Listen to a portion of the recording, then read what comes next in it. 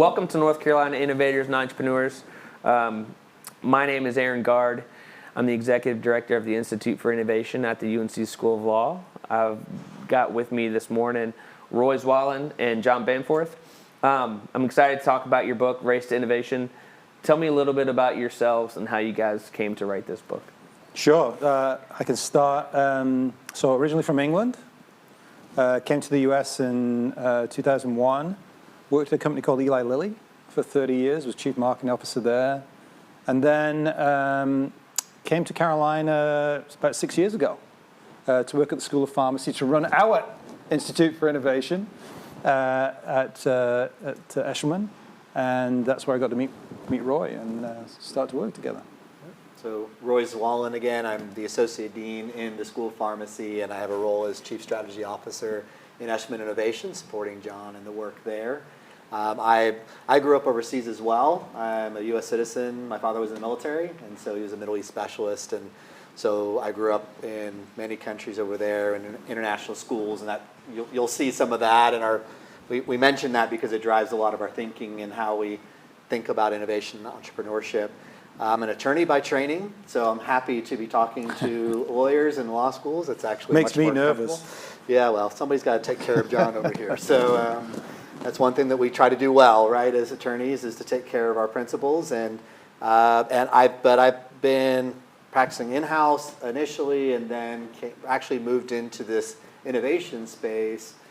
Became fascinated when I was in Washington, D.C., doing think tank work and trying to understand what are the right models and policies and legal structures that really drive success in this space. And then came to UNC because I wanted to roll up my sleeves and build one. And so the UNC Eshelman School of Pharmacy and the Eshelman Innovation Institute was that opportunity for me. That's great. So what inspired you guys to write this? Sure. So if I go back a little bit, my time at Lilly, I was running global businesses, right? And so building teams with quite different backgrounds, pulling folks in from all over the world, and became intrigued about innovation in that kind of setting. And then Roy and I started to work together when we started to see similar sorts of things here in an environment like a university. So it got us to talking a lot about innovation from what I'll call non-traditional settings, from non-traditional communities. And then a few things happened that caused us to say, should we write about this, right? I think it's fair to say. There was obviously George Floyd's murder caused a lot of debate and discussion. And it was partly that, I think neither of us can really remember what was the press the button, let's go moment.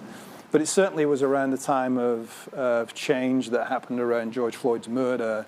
And it caused us to start to dialogue about, in particular, the African-American community at the time, but we broadened the aperture of the dialogue after that to communities beyond the African-American community. But there's a lot in the book about the African-American community in particular.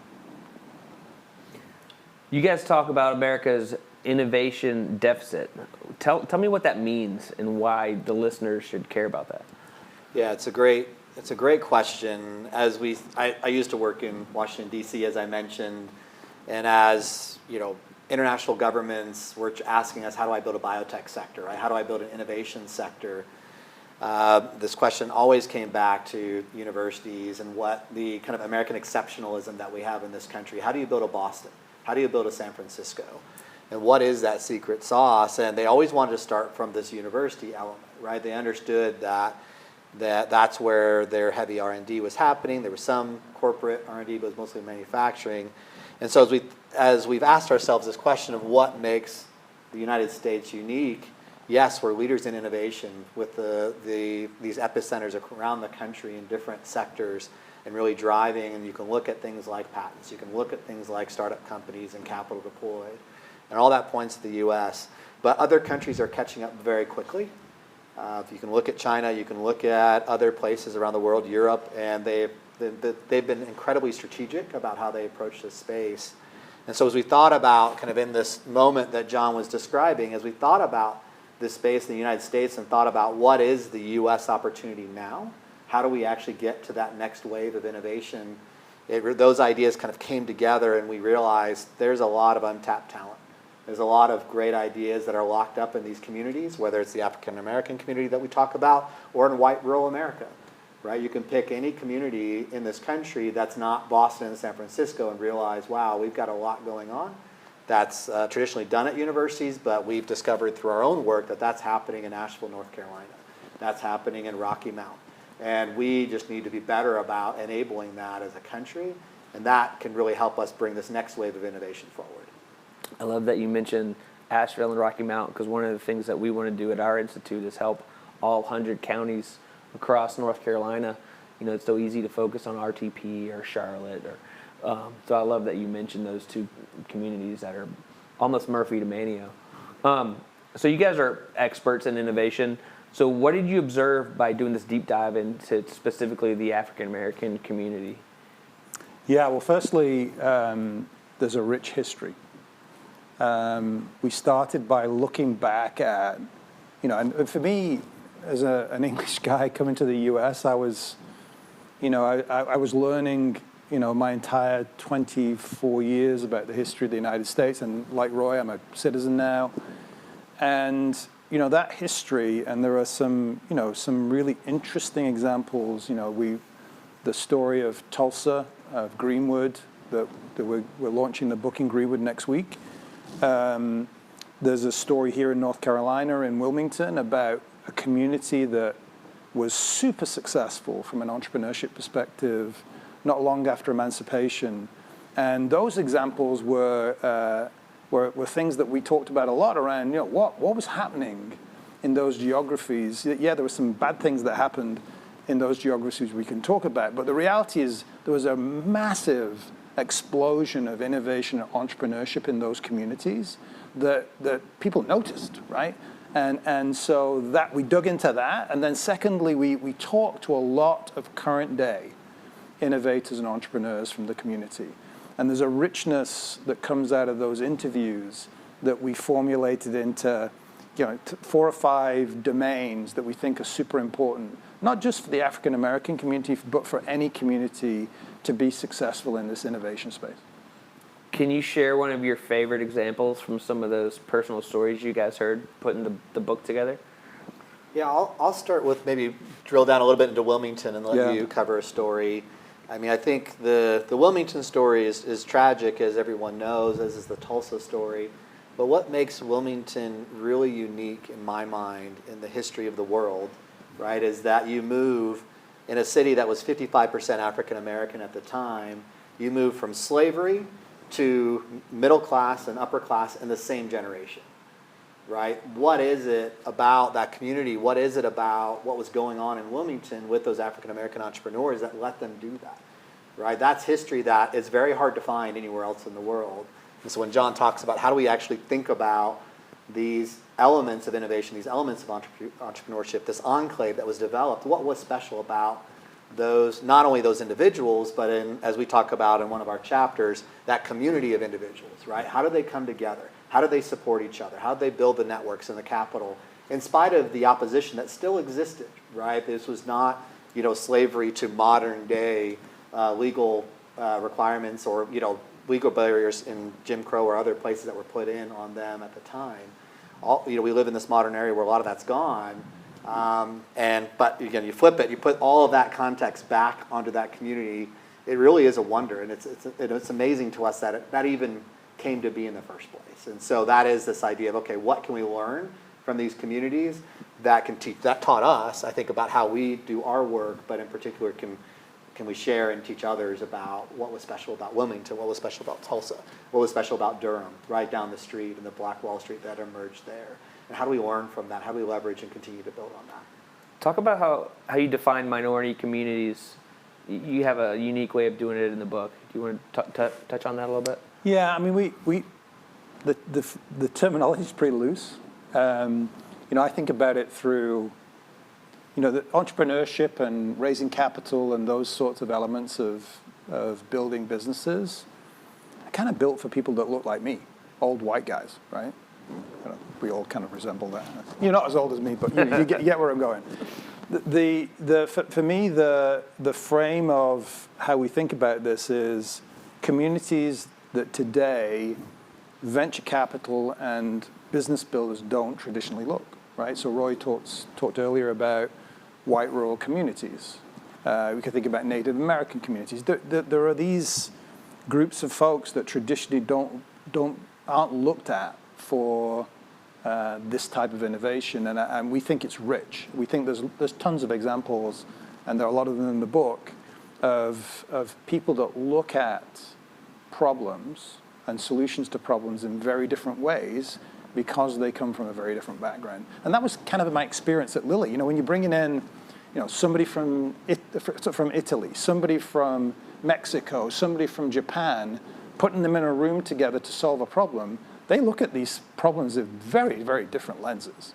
And that, I think, is the richness of the opportunity that Roy talks about to really take the U.S. to a different level in this innovation competition that we're in with the likes of China and India, and frankly, as of yesterday, Russia as well, right? They're all talking about, you know, U.S. has been the home of innovation for the longest time. Maybe we need to compete with the U.S. in this innovation space. This is a novel way for us in the U.S. to approach this. In the book, you guys mention enclaves, and you get into enclaves. So explain to folks what enclaves are and why they matter. Yeah, I can take that. And going back to the Wilmington example, it's a great example of an enclave, right? You have kind of sufficient population that are there to actually enable each other's success, right? They have the network. In entrepreneurial speak, we talk a lot about networks, right? We talk a lot about capital and access to capital, whether you're bootstrapping or going for your seed investment, right? I think there's a lot of these kind of intangibles that we take for advantage, or we take for granted, in entrepreneurship and innovation that just come to us a bit more naturally because, to John's point, we look the way that we do. We have these networks already built in. And so enclaves are this idea of, and these examples in history where those exist and this kind of magic happens that we see in the Wilmingtons and the Tulsas and the Durhams of the world. And you can see it as you move across communities as well. I went to Australia on a Fulbright and saw the exact same thing, right, in those communities. And so there's something about that aspect of having that safety, having those networks, having that capital, that even if it's restrained or constrained, right, in some way, it's still very powerful. So when we think about, and you know, this should be obvious to people at Carolina, we talk about the Carolina community, right? We talk about the Tar Heels, and that connection can connect us with people all across the country. You know, we have people in San Francisco and Boston that are constantly reaching back to the universities that are in venture capital and say, hey, I want to talk to you because I'm an alum, right, of the university. It's a similar frame. And we just don't think about that in kind of systematic ways or intentional ways of how do we actually think about building those kinds of enclaves or supporting the enclaves that exist or finding ways to work with those enclaves if we are coming from the outside like we are. And I'll give another, going back to Asheville. Right, I think when we were working and building digital health companies in Asheville, North Carolina, the first reaction is, well, they have their enclave and they're looking at us. We don't sound like we're from North Carolina. Certainly don't sound like we're from Western North Carolina. We don't have those connections, and so we had to be very intentional about how we approached that group, and we weren't the, you know, people, as John likes to say, the people on the white Chargers coming from Chapel Hill to save people in Western North Carolina. It was, how do we actually partner with you? How do we build those relationships in the right way so that we can work with your enclave and bring out the best of what exists inside of it, the clinical expertise in our case. As a lawyer, we talked about this a little before we started filming. We talked about risk and how lawyers generally think about risk. Could you kind of take your legal training, what you learned and have experienced as a lawyer, and how you look at risk maybe different than John has, and how you take that to build a business and think about that in the world of entrepreneurship and innovation? Can you speak a little to that? Yeah, I'd love to, and I'd love to bring John in too as I talk to give his perspective because as lawyers we are trained to support our clients, right? And that is the frame. And so you are trying to either deliver on the transactional components of whatever they might need or litigate on their behalf. Or you're trying to, in a risk management frame, you're just trying to reduce risk, right? You're trying to protect the value or protect the brand of the company by reducing a variety of risk, right? And it's a very simplistic way of thinking about it, but I find it helpful because in the innovation space, what ends up happening is you actually take a step back first. and you actually then become co-responsible for the value that's being created with your business colleagues, and say, okay, I understand that in our case, we're trying to impact patient health. That is the objective, right? And we are trying to do, we are in the innovation space, so it's going to look different. So the 50 transactions that I've done in this space were 50 transactions that are helpful, but largely have nothing to do with what I'm doing now. And so I have to actually take a step back and not say, this is how I do a contract, this is how I do a contract every time. I have to go back and be co-owners, right, with the business leads in creating that value on the front end, and navigate that space, working through the policies, the regulatory environment, et cetera, to work through that and actually make sure that we have that shared objective together. And as a result, there's aspects of that as an attorney. I think that this is what John's done well, is the business people need to not come to you and just say, hey, I want to do this, and get really angry. If you've ever experienced that as an attorney, right? They have to come, and John did this really well, where they make you a co-designer of the solution. And so really there's lessons for people that are on kind of both sides of this that I think John did really well. I don't know if you want to pick up from that. No, I was thinking as you were talking about not only my experience working here at Carolina, but back at Lilly. And I think I could almost segment the lawyers that I've worked with over the last 30 some years. There's the folks that would give you a decision but wouldn't give you any insight into the why. Particularly when you're a junior player in an organization like Lilly, they would just say, no, John, you can't do that. Why? And you just can't do that. Okay. The best segment of lawyers for me as a business owner was always somebody that could work with me to help me navigate a solution that we were developing or a strategy that we were taking, and would give me the range of responses that would be, this is how I think you can do it, John, or in certain cases, please don't go there. That is not a good decision that you're planning to make there, but here are the reasons why.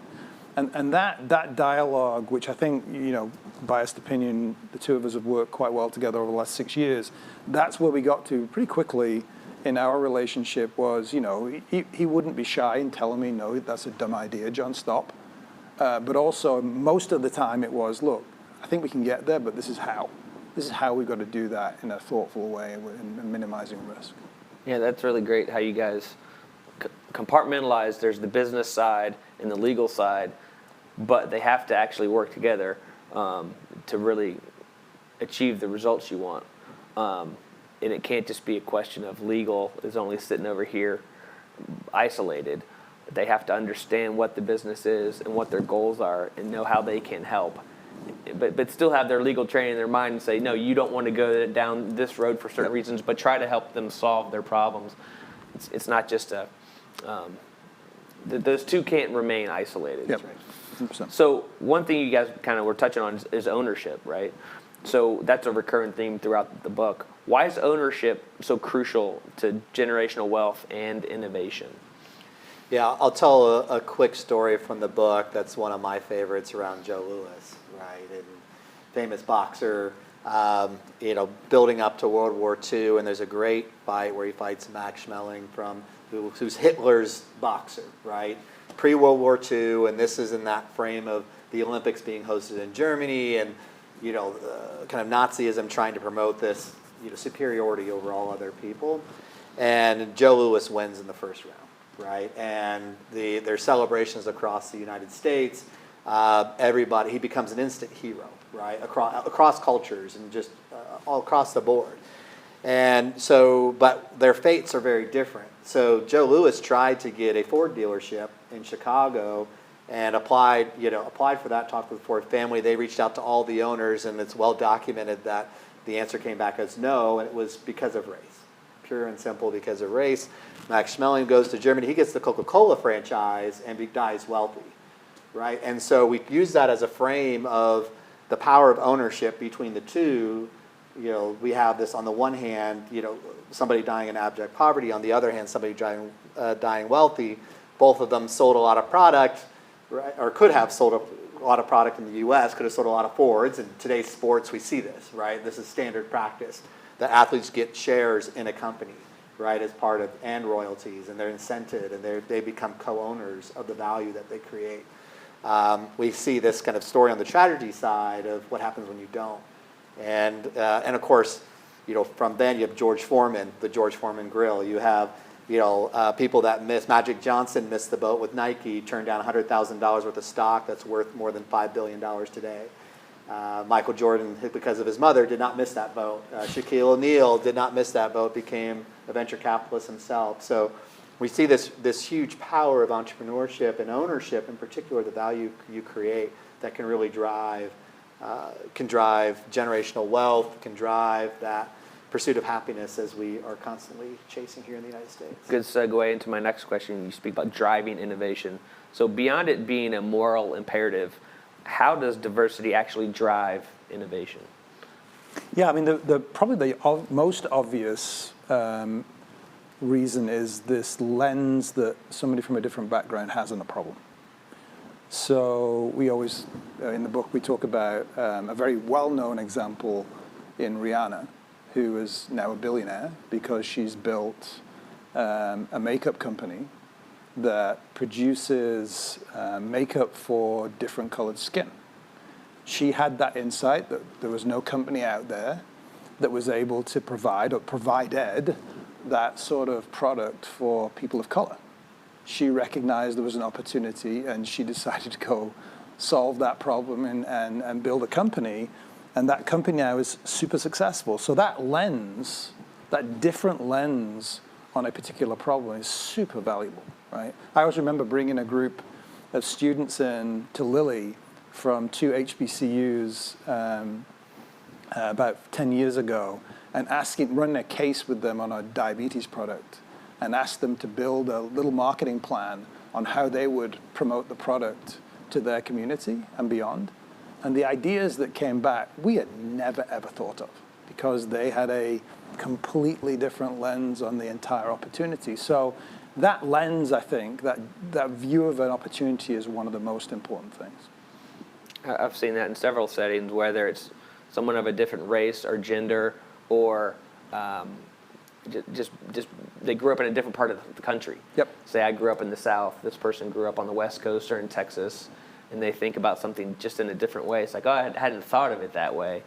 Yeah, because it could be something you don't want to miss. And my extreme version back in global businesses was Japan. Because Japan, if you've been to Japan, feels like, I always say it feels like the closest thing to visiting another planet because it's so different culturally. And there were so many times when I had Japanese team members on the team that they would come with ideas that felt like they were so radically different that the value it brought to the conversation was immense. So it's Japan. I always think about Japan because it is radically different, and I think that's where some of the value comes. So in everything that we've been discussing, you mentioned the Rihanna example.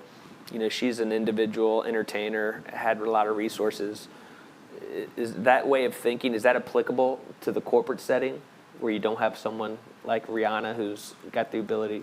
Can you transfer these ideas and concepts to the corporate setting? Yeah, I mean, having lived there, 100%. My bias when I was building teams was to make them as rich from a background perspective. I always liked it to be 50-50 male-female.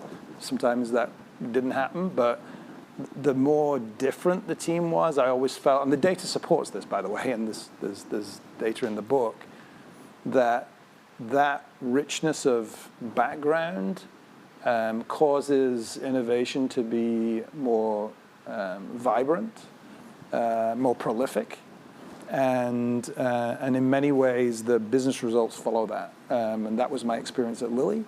And I think the data, McKinsey and other consulting firms all support that's the truth about when you put these types of teams together. So clearly you guys think this is an important topic. You went so far as to write a book about it. You're innovators in your own careers. Why is this topic so important for everything we do across the country? Yeah, I'll take a first stab at it. I think that and I'll take a legal lens since we're Sure. talking to Please. the law school here, and start philosophically if you'll permit it. It's we have this frame in our Constitution called life, liberty, and the pursuit of happiness. And maybe I'm just not aware, but we talk a lot about life and liberty. We kind of get that. Pursuit of happiness is kind of this phrase that just kind of gets tapped on, like, yeah, we want to be happy. I think as we were thinking about this book and going back, you go back to Locke, you go back to these kind of frames. It started out, life for liberty and the estate, right? Life, liberty, and then it got changed to pursuit of happiness, and it was really in this frame of owning your own labor. So when Locke talked about the estate, he was talking about to own the product of what you've done, to own your own genius, to own your own ideas, to bring that forward, right? There's nothing, I would argue, more American than that, right? Than this idea and these freedoms that we built this country on. And so you couple that with something that's very kind of part of the American exceptionalism story with the competitive nature of what's going on in the innovation space outside of the country and the resources that are now being deployed in other countries to drive these sectors in very strategic ways. It's not everything everywhere. They are picking their sectors. They're picking their winners. They're trying to figure out how to do that and move forward. And we need to begin to reassess our strategy. What got us here, right, is not what's going to take us forward. And it was Albert Einstein quote. And we need to be constantly reassessing how do we figure out where we need to sit competitively. And we believe that some of these principles are at the heart of that. That we have all this talent, we have all these perspectives all around us, even if it's a person from Texas, right? It doesn't, as we talked about earlier, our lens of this is very broad. It does not have to be in the same frame of just African American community. We are really trying to lean into those differences that we have as a nation, because that's where those unique insights are going to come that are going to get us to that next wave of innovation. So John, last word from you. If there's one action you want folks to take away from your book, what would that be? Yeah, I mean, I think the community lens is great. We're big advocates for enclaves and the like, but I always take it down to individuals. And when Roy talks about the pursuit of happiness, I think about it at an individual level. And the example that I'll share, and again, it's in the book, is a colleague of ours, Ashley Thomas, who's a contributing author to the book. And when she came to our institute, she'd been working in a lab in the School of Medicine, and there was a delineation between what she did at work and what her passion was. Because until she joined the institute, we didn't know about the richness of some of the other things that were going on in her life. And she told a story in her interview about looking after her grandparents and returning her grandparents to good health from chronic. They were both suffering with chronic illnesses by working on healthy food for them. They lived in South Carolina. They were living in a food desert, essentially. And she worked to provide them with healthy food and became passionate about gardening. And lo and behold, when we dug into her story, she was just about to publish her own first book, which was a gardening book. She had this massive online presence around her other name, the Mocha Gardener. And because we kind of embraced that as a team, she eventually left to pursue a master's degree at A&T. She's now doing a PhD here at Carolina, and she's in the middle of, with the help of the Institute, in the middle of starting a digital health company in this food insecurity, healthy food space. And you think if we hadn't asked the question of somebody like Ashley about what she's really interested in, what she's passionate about, where she wants to innovate, that whole path of contributing to the book, going on to further education, building a digital health company, none of that would have happened. And you think, how many of those opportunities like Ashley are out there if we encourage this type of innovation in these communities, in the broadest sense of the term? That is the opportunity in front of us, I think, for the U.S. That's great. Well, thank you guys for your time. We appreciate it. Good luck with the book. That's yours. That's your copy, Aaron. I'll take it with me. Great. Thank y'all. Thanks.